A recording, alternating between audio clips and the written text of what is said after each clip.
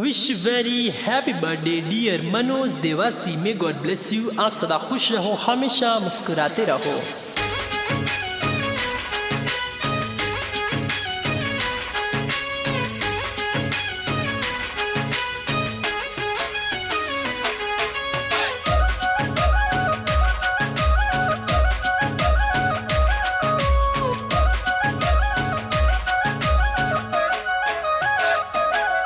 हर मनोज देवासी रो जन्मदिन है, सगड़ा देवे बधाइयां जी। हर बार देवासी जाती कोई आडवाड़ा गाँव जी।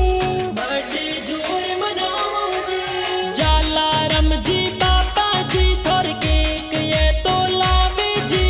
देसू देवी मम्मी ये हाथों सू केक खिलावे जी। राणा रम जी दातो साथ और बर्थडे जोर मनावे जी। बर्थडे केक लावे जी।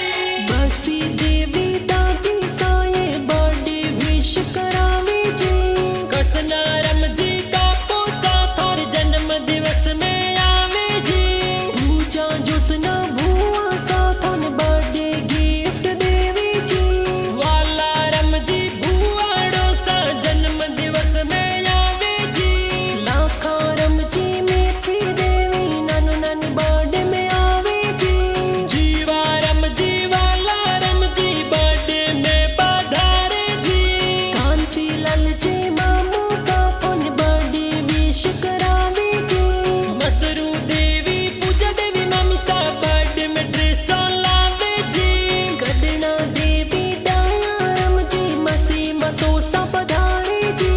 सगड़ो परिवार मिलने थोरो जन्म दिवस मनावे जी। छिलू देवासी नीता देवासी गाना प्यारा मनावे जी। सी के फिल्म स्टूडियो कण